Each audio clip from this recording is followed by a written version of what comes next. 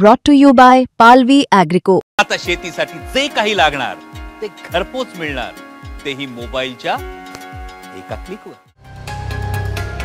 गेल्या काही दिवसांपासून सातत्यानं वादग्रस्त वक्तव्य करणारे प्रवक्ते अमोल मिटकरी आणि रुपाली ठोंबरे पाटील यांची राष्ट्रवादी पक्षातनं हकालपट्टी करण्यात आली आहे.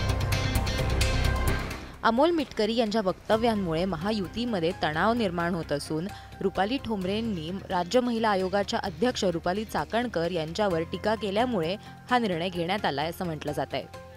फलटणमधल्या डॉक्टर तरुणीच्या आत्महत्या प्रकरणावरून रुपाली ठोंबरे यांनी त्यांच्याच पक्षातल्या रुपाली चाकणकर यांना लक्ष्य केलं. त्यामुळे रुपाली ठोंबरे पाटील यांना कारणे दाखवा नोटीसही पाठवण्यात आली आहे.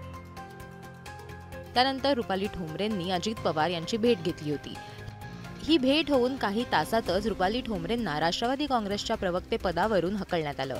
फलटण इथल्या डॉक्टर तरुणीच्या आत्महत्या प्रकरणांमध्ये चाकणकर यांनी तरुणीचं चारित्र्यहनन केल्याचा आरोप रुपाली ठोंबरेंनी केला होता. या दोन्ही पक्षाच्या महिला नेत्यांमध्ये सुरू असलेल्या वादाची दखल राष्ट्रवादी पक्षाकडून घेण्यात आली. पक्षाचे संघटक सरचिटणीस संजय खोडके यांनी रुपाली ठोंबरे यांना नोटीस पाठवली होती. या नोटीसमध्ये आपणास राष्ट्रवादी काँग्रेस पक्षाच्या प्रदेश प्रवक्तेपदाची जबाबदारी दिली असताना आपण राज्य महिला आयोगाच्या अध्यक्ष व पक्षाच्या महिला अध्यक्ष यांच्याबाबत प्रसारमाध्यमांमध्ये केलेलं वक्तव्य हे पक्ष शिस्तभंग करणार आहे, म्हणून आपल्या विरुद्ध शिस्तभंगाची कारवाई का करण्यात येऊ नये याचं 7 दिवसात रुपाली ठोंबरेंना खुलासा द्यायला सांगितलंय. यानंतर आज पक्षाकडून रुपाली ठोंबरे यांना राष्ट्रवादी अजित पवार गटाच्या प्रवक्तेपदावरून काढून टाकण्यात आलं. राष्ट्रवादी काँग्रेस पार्टीकडून नव्या प्रवक्त्यांची नियुक्ती करण्यात आली आहे. याच्यात कोणाकोणाला संधी दिली आहे बघूया. अनिल पाटील, रुपाली चाकणकर, ब्रिजमोहन श्रीवास्तव, चेतन तुपे, आनंद परांजपे, अविनाश आदिक, सना मलिक, राजलक्ष्मी भोसले, सूरज चव्हाण, हेमलता पाटील, प्रतिभा शिंदे, विकास पासलकर, राजीव साबळे, प्रशांत पवार, श्याम सनेर, सायली दळवी आणि शशिकांत तरंगे हे नवीन प्रवक्ते असतील.